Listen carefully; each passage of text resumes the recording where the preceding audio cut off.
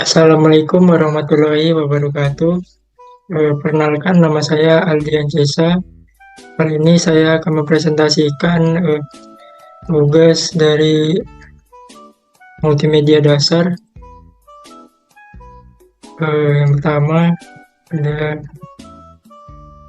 ada apa itu komponen multimedia? Multimedia adalah interaksi teks, suara, gambar, animasi, dan video yang dapat disajikan melalui penggunaan komputer dengan alat atau aplikasi. Fungsinya yang pertama yaitu dapat memperjelas informasi atau materi yang disampaikan.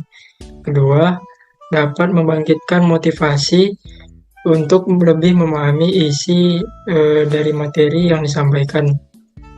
Tiga, dapat memudahkan untuk fokus dan memahami isi dari materi yang disampaikan. Berikutnya ada komponen multimedia, ada dua komponen, yaitu komponen yang pertama, komponen penyusun. Komponen penyusun ini merupakan elemen-elemen yang biasa digunakan untuk pembuatan sajian multimedia. Adapun yang termasuk dalam komponen penyusun diantaranya adalah teks, suara, grafik foto, gambar, dan animasi. Selanjutnya ada komponen pengoperasian. Komponen ini merupakan multimedia meliputi perangkat yang digunakan untuk membuat, mengontrol, memutar, atau menampilkan hasil karya multimedia. Adapun yang termasuk dalam komponen pengoperasian adalah komputer, software, speaker, layar multimedia, CD, DVD, jaringan internet, dan lain-lain. Berikutnya, apa konsep keamanan pada multimedia? Yang pertama ada kriptografi, atau yang sering dikenal dengan sebutan ilmu penyandian data. Adalah suatu bidang ilmu dari seni art and science yang bertujuan untuk menjaga kerahasiaan suatu pesan yang berupa data-data dari akses oleh orang-orang atau pihak-pihak lain yang tidak berhak sehingga tidak menimbulkan kerugian. Berikutnya ada steganografi. Teknik ini untuk menyembunyikan informasi yang bersifat pribadi dengan sesuatu yang hasilnya akan tampak seperti informasi normal lainnya.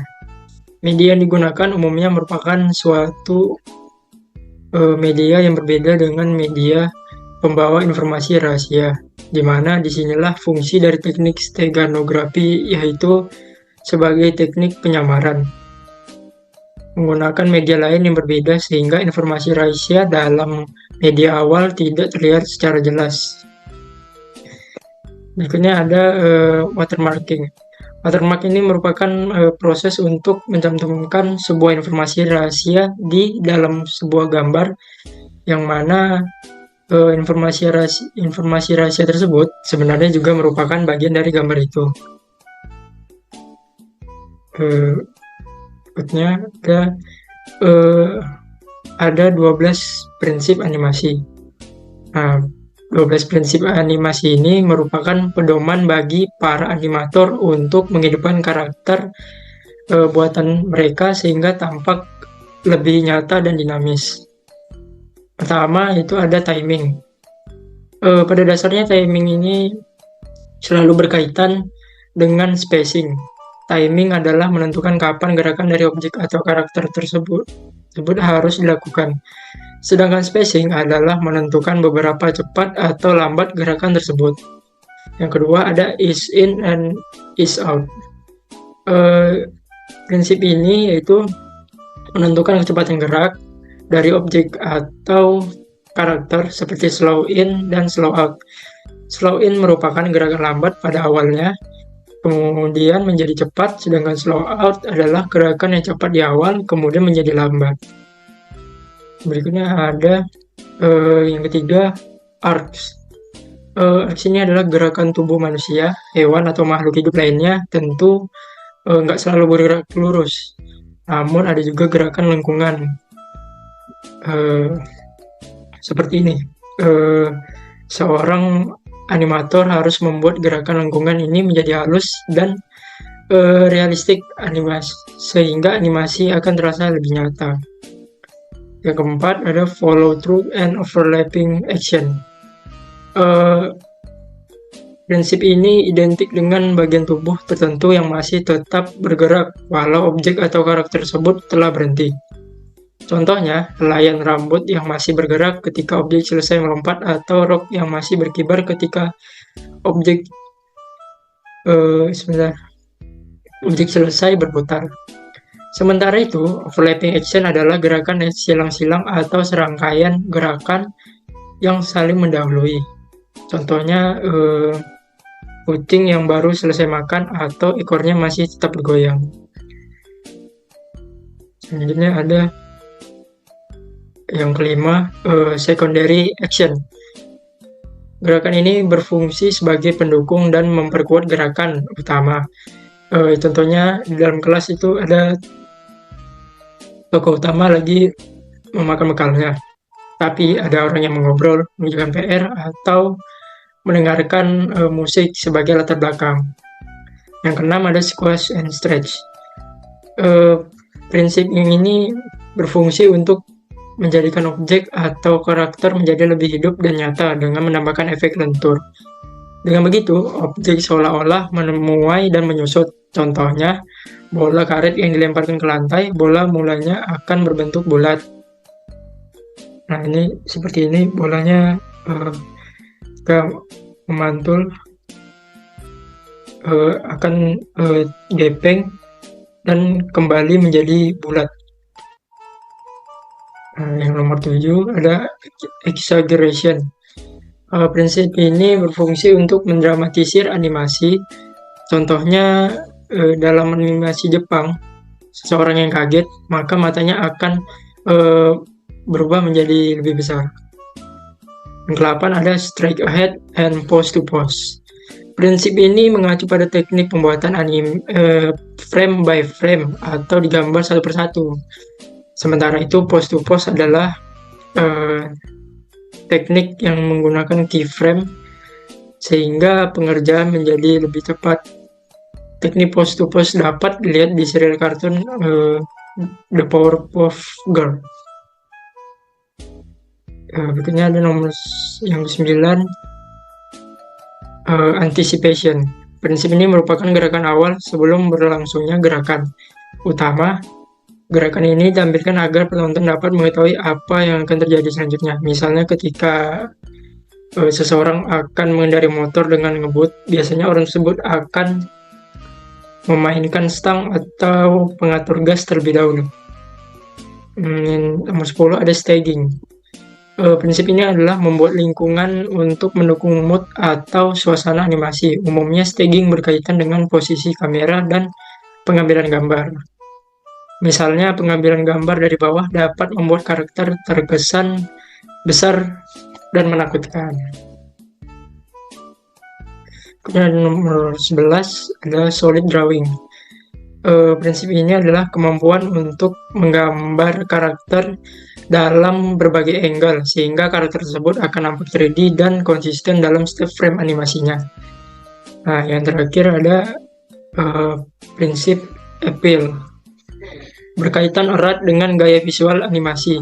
Melalui prinsip ini, bahkan tak jarang penonton akan dapat mengidentifikasikan dari mana asal animasi tersebut. Contohnya, seperti animasi Doraemon, SpongeBob SquarePants, hingga Adit Sopo Jarwo. Pasti memiliki gaya visual yang berbeda. Appeal ini biasanya mencakup pada style, warna, dan 3D. Berikutnya ada yang keempat, jelaskan dan sebutkan contoh format berkas file. Yang pertama ada kompresi audio. Kompresi audio ini adalah untuk kompresi data yang dirancang untuk mengurangi kebutuhan bandwidth transmisi digital.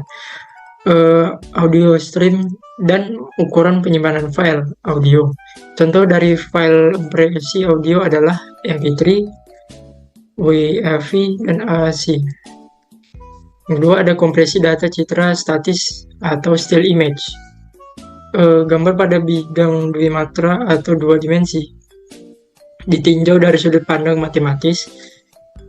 Citra merupakan fungsi menerus dari intensitas cahaya pada bidang dwimatra. Sumber cahaya menerangi objek. Objek memantulkan kembali sebagian dari berkas cahaya tersebut. Yang ketiga adalah kompresi data citra bergerak atau video. Teknologi ini untuk menangkap, merekam, memproses, mentransmisikan, dan menata ulang gambar bergerak. Biasanya menggunakan film seluloid, sinyal elektronik, atau media digital. Video digital pada dasarnya tersusun atas rangkaian frame yang ditampilkan dengan kecepatan tertentu. Yang keempat ada kompresi citra bergerak atau video animasi. Teknologi ini untuk menangkap, merekam, memproses, mentransmisikan, dan menata ulang gambar bergerak, biasanya menggunakan film seluloid, sinyal elektronik, atau media digital. Video digital pada dasarnya tersusun atas rangkaian frame yang ditampilkan dengan kecepatan tertentu atau frame per detik. Hanya saja versi video animasi. Ini ada nomor 5, apa itu konsep multimedia pembelajaran. Yang pertama ada konsep multimedia tutorials. Konsep ini adalah dalam penyampaian materinya dilakukan secara tutorial, layaknya tutorial yang dilakukan oleh guru atau instruktur. Informasi yang berisi suatu konsep disajikan dengan teks, gambar, baik diam atau bergerak, dan grafik. Yang kedua ada konsep multimedia drills. Dimaksudkan untuk melatih pengguna sehingga memiliki kemahiran dalam suatu keterampilan atau memperkuat penguasaan suatu konsep. Program menyediakan rangkaian soal atau pertanyaan yang biasanya ditampilkan secara acak, sehingga setiap kali digunakan, maka soal atau pertanyaan yang tampil selalu berbeda, atau paling tidak dalam kombinasi yang berbeda. Yang ketiga ada konsep multimedia simulation. Konsep ini adalah mencoba menyamai proses dinamis yang terjadi di dunia nyata. Misalnya untuk mensimulasikan pesawat terbang, di mana pengguna seolah-olah melakukan aktivitas menerbangkan pesawat terbang, menjalankan usaha kecil, atau mengendalikan pembangkit listrik, tenaga nuklir, dan lain-lain. Yang keempat, konsep multimedia educational games. Konsep ini adalah bentuk permainan yang disajikan di sini tetap mengacu pada proses pembelajaran, dan dengan program multimedia berformat ini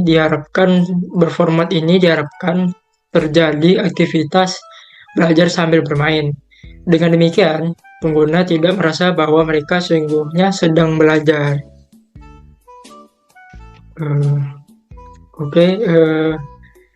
Sampai sini aja presentasi saya. Bila ada salah dan kurang mohon dimaafkan. Wassalamualaikum warahmatullahi wabarakatuh.